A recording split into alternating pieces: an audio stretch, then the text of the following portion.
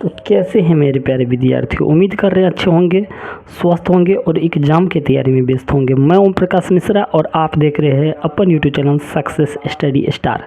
तो मेरे प्यारे विद्यार्थियों, आज जो मैं आप सबको पढ़ाने वाला हूँ क्लास 10th का इतिहास, ठीक है, और उसका देखेंगे NCERT है, उसका प्रश्न उत्तर पहला चैप्टर का देखेंगे, ठीक है।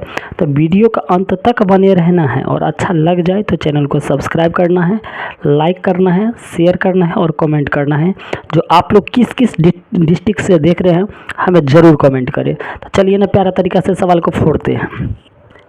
सबसे पहलू का क्वेश्चन ऑब्जेक्टिव उठा लेते हैं। क्या कहा, नीचे दिए गए प्रश्नों को उत्तर में 4 विकल्प दिए गए हैं, जो आपको सर्वाधिक उपयुक्त लगे उसे सही का चिन्ह लगाएं, ठीक है। पहला क्वेश्चन है, इटली एवं जर्मनी वर्तमान में किस महादेश के अंतर्गत आते हैं? तो इसका आंसर क्या हो जाएगा, वो यूरोप। आपको किताब में 4 ऑप्शन दिखाई दे रहे होंगे, उसी ऑप्शन में एक यूरोप ऑप्शन होगा जो आप टिक लगा लीजिएगा। दूसरा क्वेश्चन है, फ्रांस में किस शासक वंश की पुनर्स्थापना वियना कांग्रेस द्वारा की गई थी? तो याद रखिएगा, बुर्बो वंश। कौन सा बाबू लोग? बुर्बो वंश। मेजनी का संबंध किस संगठन से था? कार्बोनरी। किससे? कार्बोनरी से। इटली एवं जर्मनी के एकीकरण के विरुद्ध निम्न में कौन सा राज्य था? तो ऑस्ट्रेलिया। कौन था बाबू लोग? ऑस्ट्रेलिया था। अगला क्वेश्चन है,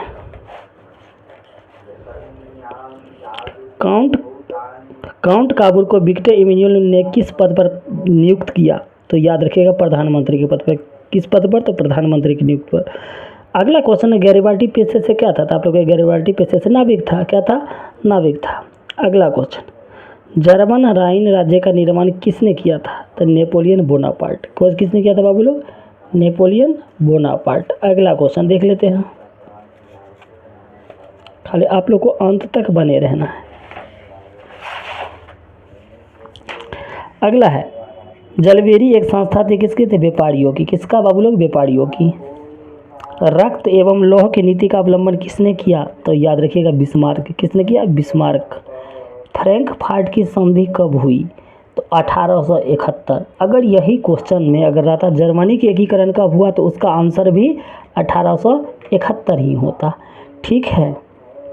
यूरोप वासियों के लिए किस देश का साहित्य एवं विज्ञान प्रेरणा स्रोत रहा था? यूनान का। किसका? यूनान का। 1829 ईस्वी के एंड्रिया न्यूपुल की संधि किस देश के साथ हुई था? तुर्की के साथ। किसके साथ? तुर्की के साथ। अब देखेंगे रिक्त स्थान। देखिए, डैश के युद्ध में एक महाशक्ति पर पतन पर दूसरे युद्ध में महाशक्ति जर्मनी का जन्म हुआ, तो इसका आंसर रखेगा सेड्डान। किसका? सेड्डान। अगला, सेडोवा के युद्ध डैश और डैश के बीच हुआ था। किसके बीच हुआ था? तो याद रखना है, ऑस्ट्रेलिया और प्रसा के बीच। किसके? ऑस्ट्रेलिया और प्रसा के बीच। 1848 ईस्वी के फ्रांसीसी क्रांति ने मेटरनिख युग का अंत कर दिया। कौन सा युग? तो मेटरनिख युग। अगला क्वेश्चन, वेटिकन सिटी के राजमहल जहां मैप एकीकरण रहते, कौन रहते थे? मैप एकीकरण रहते थे। और इटली में कौन बचा रहा था? बंतिक बचा रहा है। कौन बचा रहा है? तो बंतिक बचा रहा। अगला है 5वां, यूनान की एक स्वतंत्र राष्ट्र घोषित करने के बाद व्यापारियों के शासक में ऑटो को वहाँ का राजा घोषित किया। किसको? ऑटो को। और लास्ट क्वेश्चन है, हंगरी की राजधानी कहाँ है? तो बुडापेस्ट। याद रखें, बहुत VVI क्वेश्चन ये ऑब्जेक्टिव। हंगरी की राजधानी कहाँ है? तो बुडापेस्ट है। ये मिलान है। मेजनी कहाँ का था? इटली। हीगेल कहाँ का? तो आप लोग को एक राजनीतिज्ञ था। बिस्मार्क कौन था? जर्मन चांसलर था। विक्टर इमैनुअल कौन था? दार्शनिक था। वियना सम्मेलन कब हुआ? तो आप लोग कहिएगा 1815 में। मेटरनिख युग का पतन कब हुआ? तो आप लोग कहिएगा 1848 में। इटली का एकीकरण कब हुआ? था 1871 में। सेडोवा का युद्ध कब हुआ? था 1880 में। 1880 में याद रखिएगा। चलिए अगला क्वेश्चन पे आ जाता है। बहुत VVI अब है सब्जेक्टिव बाबू लोग, बिल्कुल अपने भाषा में मैंने उत्तर दिया है और अच्छा लगे तो चैनल को सब्सक्राइब जरूर कीजिएगा। राष्ट्रवाद क्या है? तो राष्ट्रवाद एक ऐसी भावना है जो किसी भौगोलिक, सांस्कृतिक या सामाजिक परिवेश में रहने वाले लोगों के एकता का वाहक बनती है, ठीक है। बहुत अच्छा है। अगला क्वेश्चन है मेजनी कौन था? बहुत वीवीआई क्वेश्चन है 2026 के लिए। तो देखिए, मेजनी एक साहित्यकार, गणतांत्रिक विचारों का समर्थक और इटली का सेनापति था। अगला, जर्मनी के एकीकरण के बाधाएं क्या थी? तो देखेंगे, लिखेंगे जर्मनी की एकीकरण के बाधाएं 300 से ज़्यादा राज्य में बंटना था। ठीक। मेटरनिख युग क्या है? तो ऑस्ट्रेलिया का चांसलर मेटरनिख जिस समय में यूरोप में सक्रिय था उसे मेटरनिख युग कहा जाता है।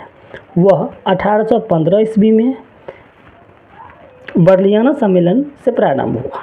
अब देखिए लघु उत्तरीय प्रश्न है। पहला क्वेश्चन है 1848 के फ्रांसीसी क्रांति के कारण क्या थे? तो देखिए आंसर क्या है, लुई फिलिप ने गीजो नाम के व्यक्ति को 1840 ईस्वी में अपना प्रधानमंत्री नियुक्त किया।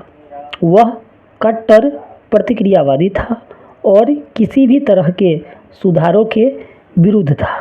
फ्रांस में इनके परिणाम स्वरूप बेरोजगारी, भूखमरी बढ़ने लगी। इससे क्षुब्ध होकर फ्रांसीसी उदार नेताओं ने बहुत बड़ा आंदोलन छेड़ दिया और फ्रांसीसी क्रांति हुई, जिसके परिणाम स्वरूप लुई फिलिप की गद्दी त्यागनी पड़ी।